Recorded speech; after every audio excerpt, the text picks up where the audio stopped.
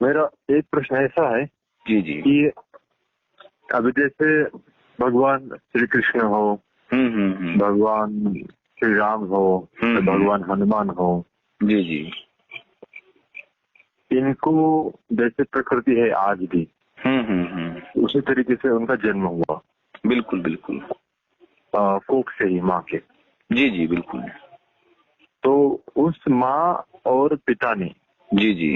ऐसी कौन सी कठोर तपश्चर्या की जी जी जी। जिसके उपयुक्त ऐसी दिव्य संतति उनको प्राप्त हुई? जी जी जी।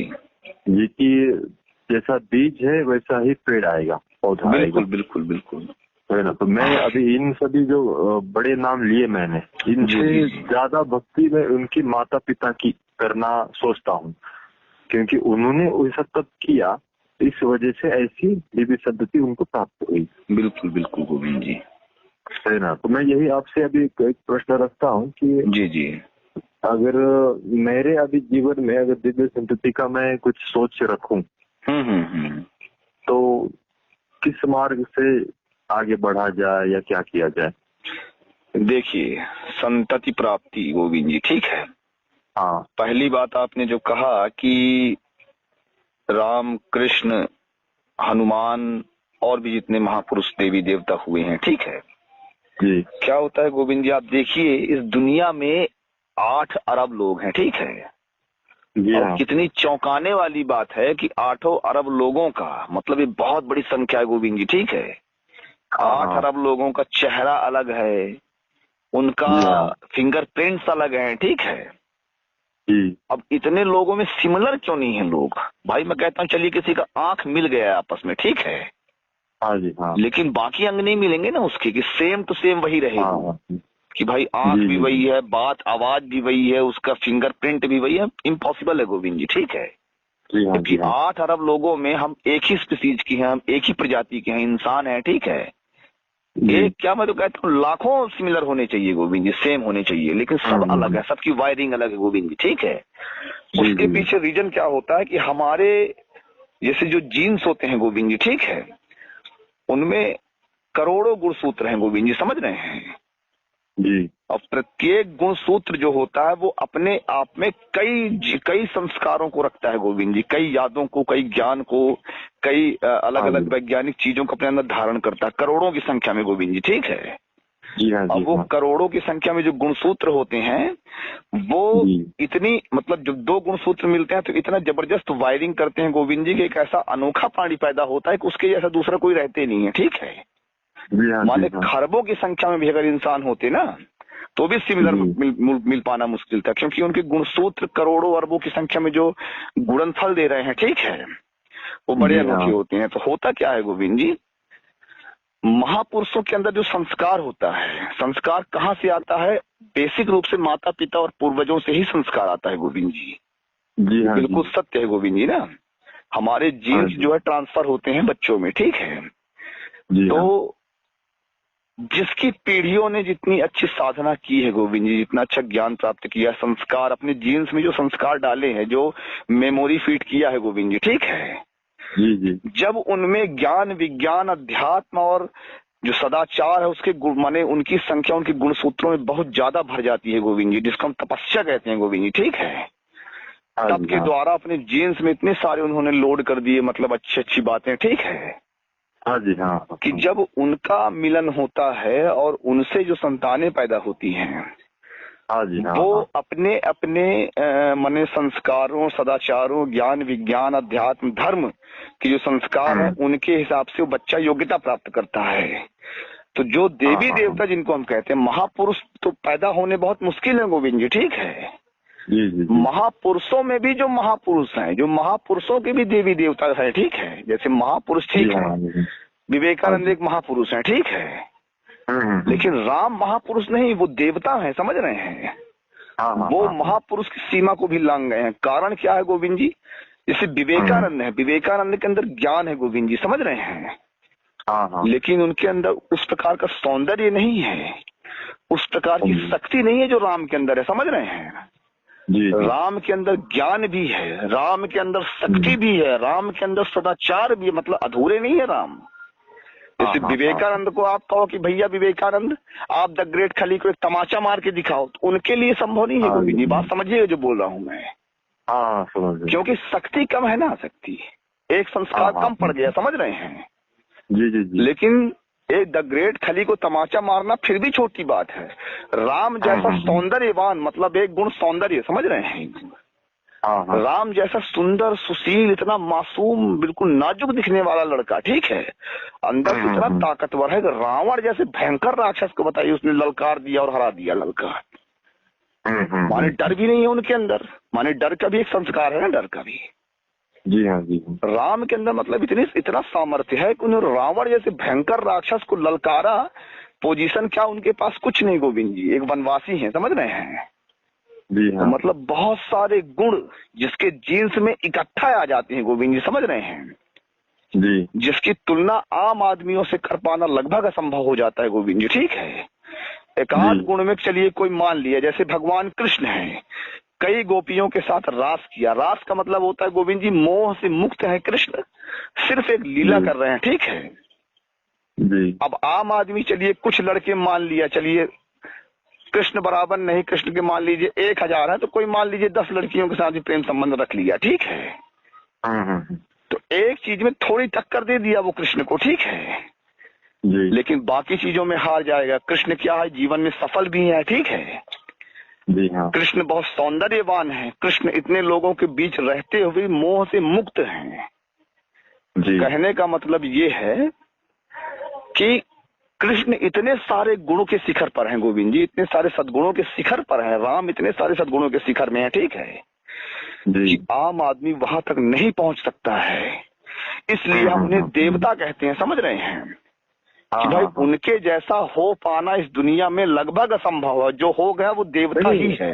वो हो नहीं सकता आज, लेकिन वैसा युग पुरुष जन्म ले सकता है। अब समझिएगा, जन्म ले सकता है, आपने जो कहा गोविंद जी, ठीक है जी, बिल्कुल ले सकता है, क्योंकि आत्मा जो हो परमात्मा का अंश ही है गोविंद जी, ठीक है। हाँ। भाई मानव, चलिए हम अध्यात्म की भाषा में बोल रहे हैं कि मानव तन में जन्म लिया उन्होंने, ठीक है, तो असल में वो मानव ही है गोविंद जी, ठीक है, क्योंकि मानव लीला अगर उन्होंने किया है तो मानव ही है, पूरी बात समझिएगा गोविंद जी, ठीक है जी। तो होता क्या है कि इतने सारे उनके जीन्स में इतने सारे गुण भरे हुए हैं, तो वो गुण उतरे कहाँ से, उनके पूर्वजों की तपस्या शामिल है गोविंद जी, समझ रहे हैं। तब जाके एक कृष्ण और एक राम पैदा कर पाए वो, समझ रहे हैं एक। तो ये कुछ 4 दिन की बात नहीं है गोविंद जी, ये कई पीढ़ियों का खेल चलता है इसमें, ठीक है। जैसे राम की फैमिली में आप देखेंगे तो अज हुए, शिवी हुए, ठीक है, वो सबके सब धर्मात्मा, सबके सब माने तपस्वी, सबके सब ज्ञानी, ठीक है। तो सुधरते सुधरते सुधरते सुधरते राम के रूप में अवतार हुआ, समझ रहे हैं ना। जी हाँ। तो आज भी अब देखिए राम बन पाना तो मैं समझता हूँ सबके लिए उतना व्यवहारिक नहीं है गोविंद जी, समझ रहे हैं उतना। क्योंकि भाई आज के टाइम में किसके पास फुर्सत है गोविंद जी कि 1000 साल तपस्या करेगा, ना वो जिएगा ना तपस्या कर पाएगा, क्योंकि माया में फंसा हुआ है, ठीक है।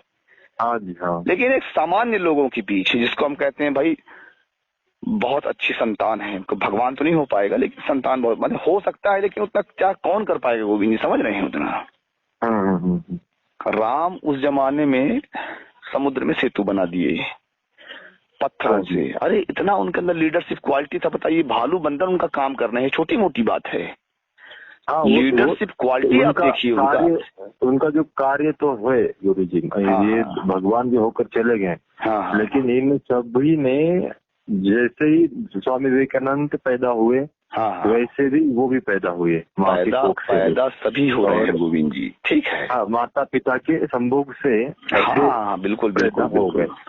मैं ये जानना चाहता हूँ, मेरी जो है एक्साइटमेंट जी इसमें है कि इन्होंने क्या तपश्चर्या की होगी, कि माता पिता ने कैसा ब्रह्मचर्य पालन किया होगा, कैसे खान पान किया होगा, ये मैं थोड़ी सी एक्साइटमेंट है इसमें।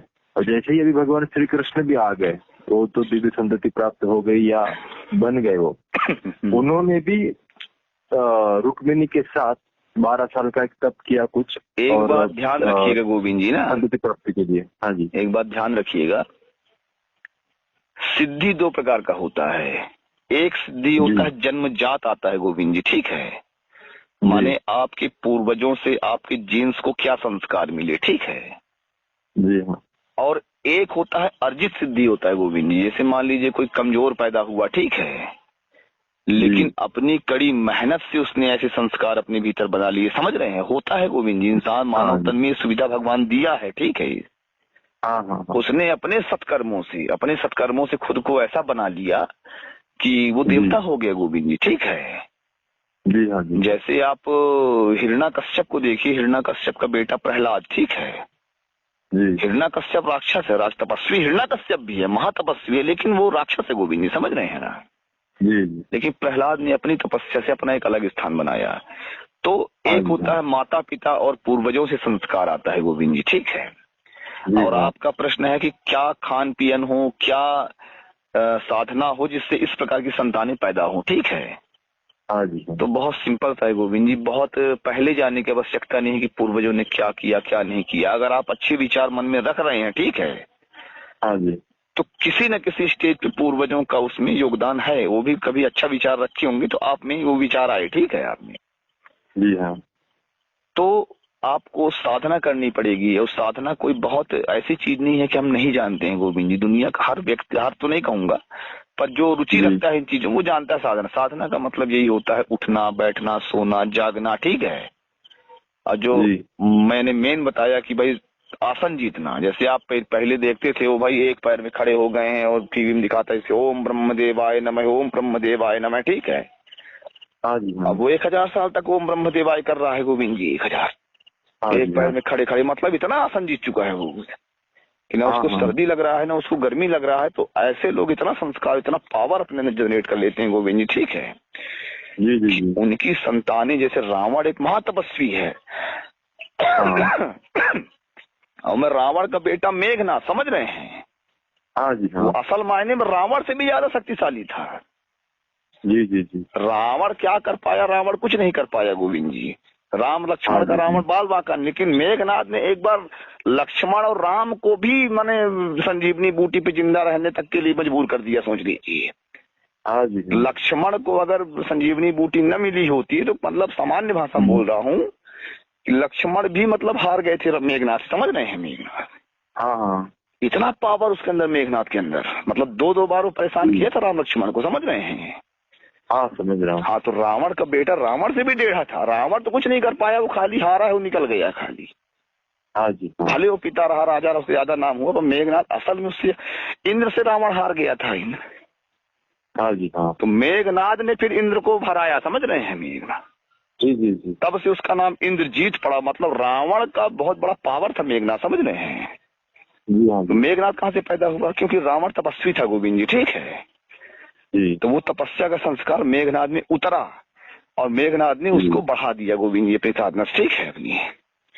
जी हाँ जी। तो साधना कोई बहुत अनोखी है, बहुत दुर्लभ चीज नहीं है गोविंद जी, बहुत साधारण सी, वैसे योग मार्ग में है, ठीक है।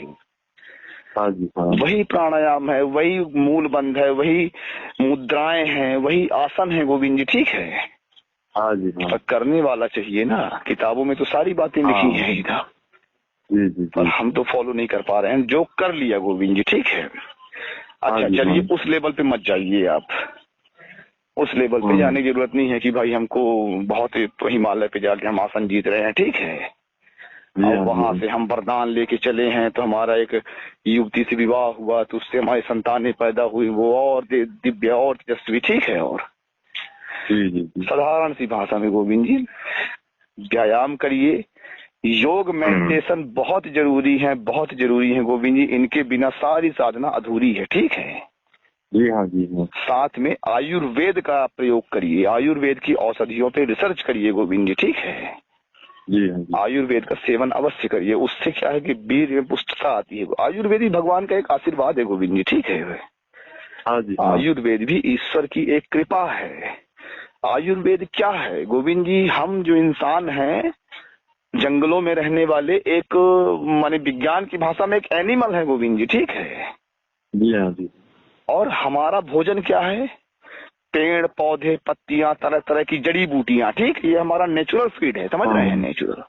जी जी जी। हाँ नेचुरल फीड है, ठीक है। हमने वासनाओं में और तरह तरह से दुनिया भर की और नई चीजें बना ली, लेकिन एक्चुअल खाना हमारा यही है। अगर हम इतना विकास न किए होते अपने दिमाग से तो आज हम क्या खा रहे होते हैं? आज हम वही खा रहे थे जो बंदर लोग खाते हैं, ठीक है वही। हाँ जी हाँ। तो उसमें जड़ी बूटियां शामिल होती हैं उसमें। हाँ तो जी हाँ। आज हम जिन जड़ी बूटियों से दूर होके अपने आप को इस स्टेज पे लाए हैं गोविंद जी, ठीक है। हाँ हाँ।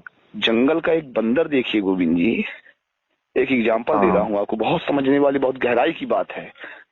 जी जी जी। जितने झुंड आपको दिखते हैं ना गोविंद जी, हाँ, उनमें बंदर बूढ़े होते हैं गोविंद जी, बूढ़े होके बहुत सारे बंदर मरते हैं, ठीक है। जी हाँ जी हाँ। पानी गिर रहा है, पानी को उसने सह लिया, ठंडी पड़ रहा है, वो खुले पेड़ के ऊपर बैठा है गोविंद जी, ठीक है।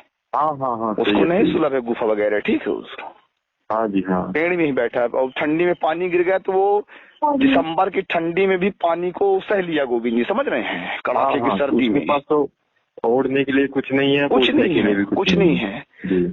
लेकिन वो बीमार नहीं पड़ा वो गोविंद जी, ये बड़ी अद्भुत बात है भाई। बंदर ऐसा नहीं सब मर जाते हैं, मरते नहीं, एक आध मान लीजिए हो जाता है, ठीक है, एक आध जी। लेकिन मैं कहूंगा 90% अगर वो शिकार वगैरह चोट वगैरह नहीं खाए हैं, ठीक है, तो पूरी एज जी लेते, अपनी पूरी उम्र जीते हैं गोविंद जी, ठीक है अपनी। माने बॉडी में इतनी नेचुरल इम्यूनिटी है गोविंद जी कि महा ठंडी सह लेते हैं, महा गर्मी सह लेते हैं, ठीक है। हाँ। तो क्योंकि प्रकृति से वो जुड़े हुए हैं गोविंद जी, उनको दवाइयों की आवश्यकता नहीं है भाई। जंगली बंदर को कौन इंजेक्शन लगाने जाएगा, पालतू तो चलिए आपने लगा दिया, ठीक है। अब जंगली वाला किस कहाँ पाएगा? तो पूरी उम्र वो जीता है गोविंद जी। एक शेर की उम्र मान लीजिए 20 साल, मान लीजिए 15 साल की एज है, ठीक है।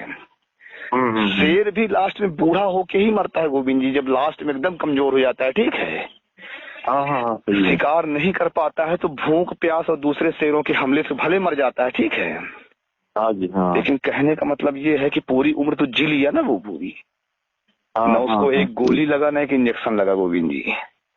जी। तो इससे क्या सिद्ध होता है? इससे सिद्ध होता है कि हमें दवाइयों की आवश्यकता सिर्फ इसलिए पड़ी गोविंद जी क्योंकि हमने प्राकृतिक जीवन शैली से दूरियां बनाई। नहीं, मनुष्य भी बिना दवाइयों की पूरी उम्र जीता, मनुष्य भी। हाँ। और दवाइयाँ क्या थी? यही जड़ी बूटियां थी गोविंद जी, जो नेचुरल हमको मिलता फूड में अपने, ठीक है। हाँ। तो उससे हमने दूरियां बना ली। तो आयुर्वेद क्या करता है? वही कमी को पूरा करने का कार्य करता है उसके रूप में। चलो भाई अश्वगंधा तुम वैसे तो नहीं खाते तो एक दवाई के रूप में खा लो, समझ रहे हैं। गिलोय तुम वैसे तो खाओगे नहीं कि खोद के तुम खा लो, तो एक गोली के रूप में आप उसे खा लो, समझ रहे हैं। हाँ। तो आयुर्वेद ने उस कमी को पूरा किया। तो आयुर्वेद एक नेचुरल फूड है हमारा, समझ रहे हैं गोविंद जी।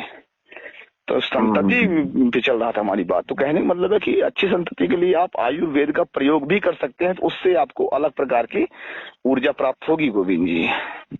जी। गोविंद जी अभी पूरे देश में आसाराम बापू बड़े फेमस हुए, राम रहीम बड़े फेमस हुए, ठीक है। असल में उनके अंदर कमी थी कि भाई उन्होंने व्यभिचार का मार्ग चुना, ठीक है। लेकिन एक चीज तो फिर भी मिला ना गोविंद जी कि उनकी शारीरिक सेहत काफी अच्छी थी सारी। और लास्ट में क्या वायरल हुआ था? भाई शिलाजीत खाते हैं बाबा, समझ रहे हैं शिला। कहने का मतलब है भैया ये तो अच्छी चीज है ना।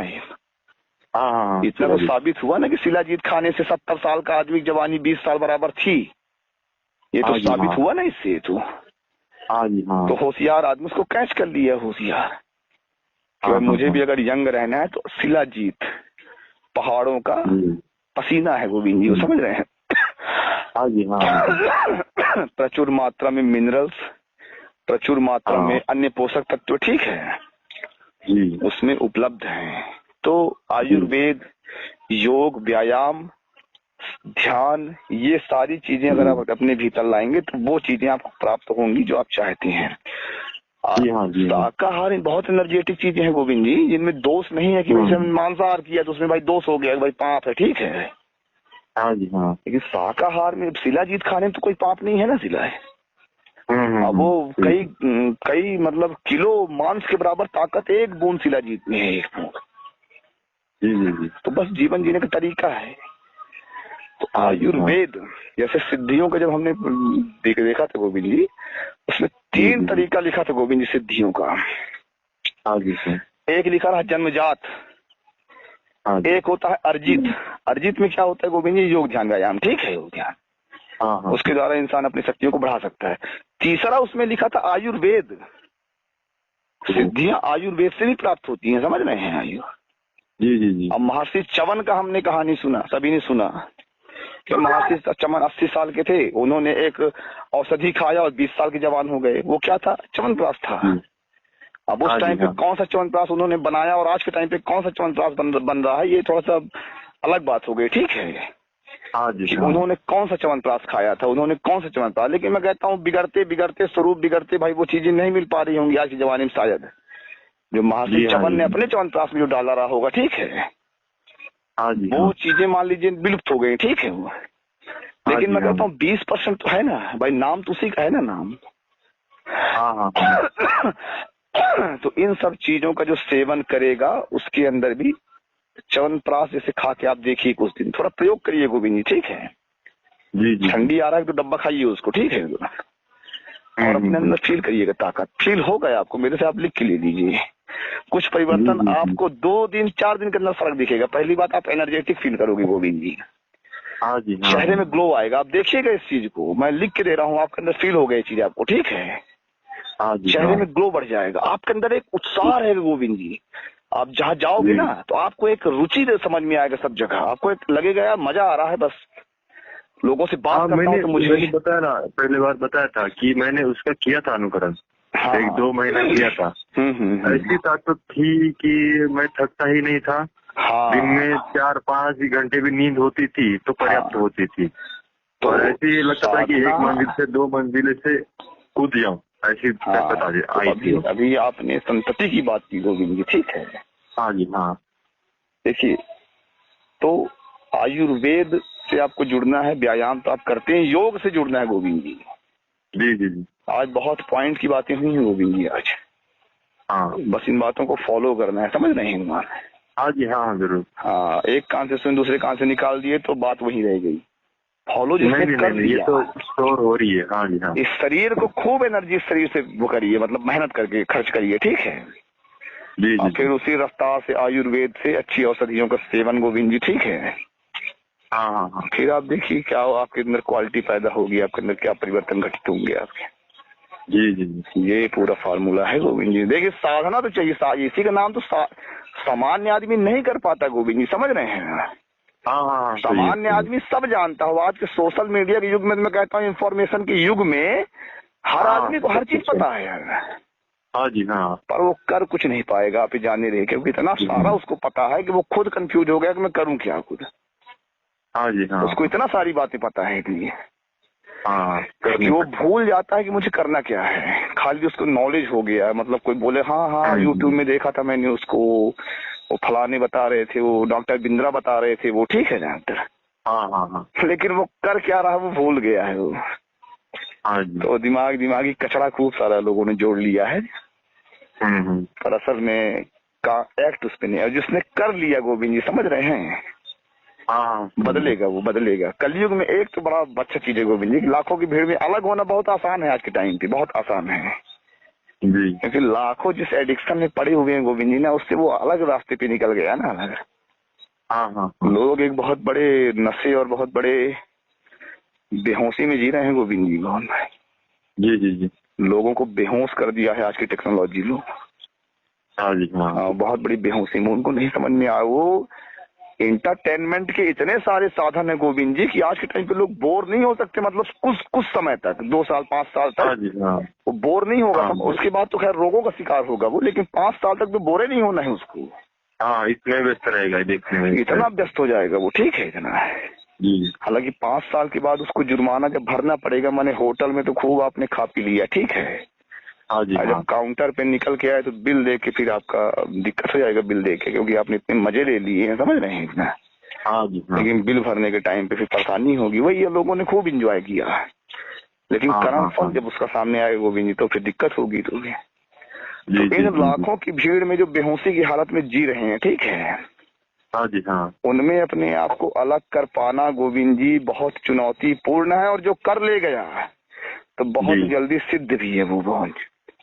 हाँ जी, हाँ, छोटी छोटी बातें हैं गोविंद जी, लेकिन बहुत बड़े मायने हैं इनके। नहीं, ये तो मैं करूंगा ही।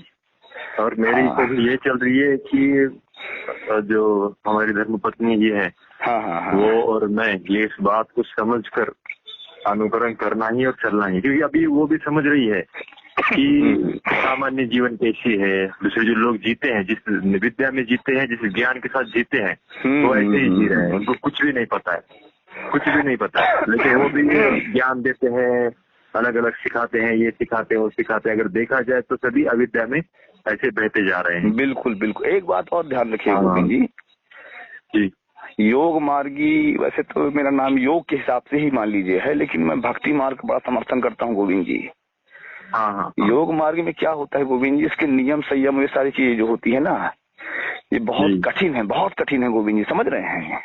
और इनके चक्रों में पड़ के आदमी क्या होता है कि वो सिद्धियां पा लेगा, सिद्धियां पाना फिर भी आसान है गोविंद जी, समझ रहे हैं। लेकिन अल्टीमेट गोल से कहीं ना कहीं चूक जाता है गोविंद जी, जानते हैं क्या है। अब इसमें जो नियम संयम है वो टूट ही जाता है गोविंद जी, समझ रहे हैं। तो उसकी कमी को क्या पूरा करता है, उसकी कमी को भक्ति पूरा करता है गोविंद जी, समझ रहे हैं। उसकी उसकी कमी को भक्ति पूरा करता है। कैसे? देखिए, यूनिवर्स है गोविंद जी, ब्रह्मांड है, ठीक है जी। इस ब्रह्मांड में एक शक्ति है जो सबको चला रही है, ठीक है जी। अब उस शक्ति ने हमें जन्म दिया, उसी शक्ति ने जन्म दिया ना, नेचर ब्रह्मांड ने हमको जन्म दिया, ठीक है जी हाँ। तो उस ब्रह्मांड के हम क्या हुए, संतान हुए, ब्रह्म के संतान हुए गोविंद जी, ठीक है। अब उसके प्रति हमको माने नतमस्तक होना है, समझ रहे हैं। हाँ, तो एक उसको नाम देना पड़ेगा आपको, एक नाम। भाई ऐसे तो बिना नाम के आप पत्नी को ही बिना नाम के क्या बुला सकते हैं आप? अगर दूसरे कमरे में है पत्नी तो क्या आप बिना नाम लिए उसको बुला सकते हैं? नहीं, कोई नाम तो चिल्लाना पड़ेगा ना कि भाई ये वो जो भी नाम है, चिल्ला के बोलना पड़ता, वो सुनेगा आपकी बात को, ठीक है।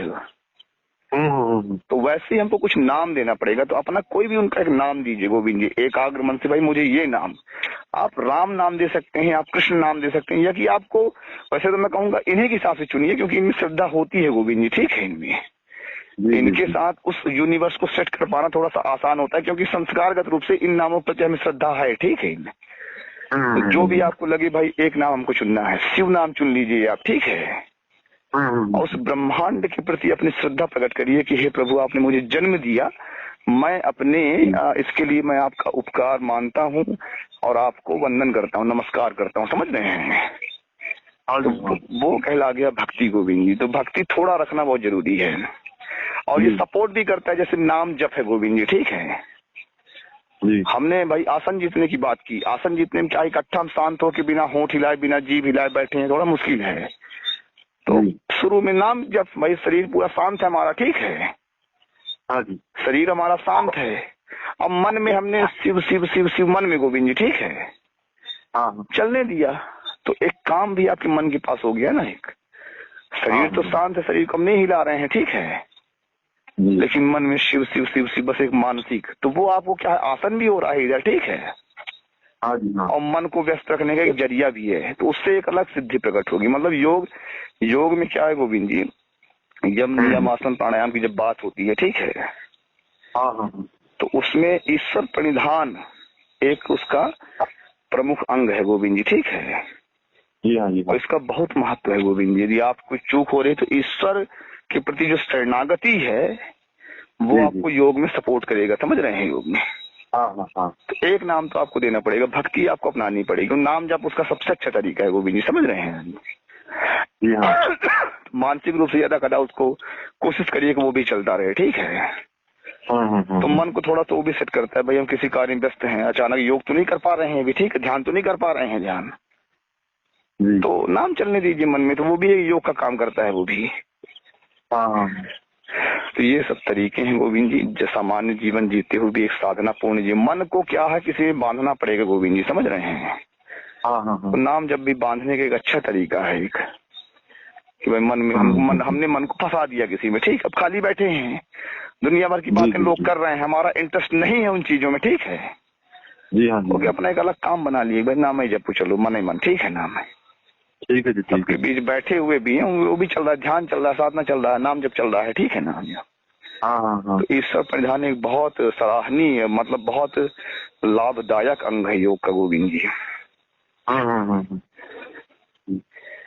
तो साधना तो कोई बहुत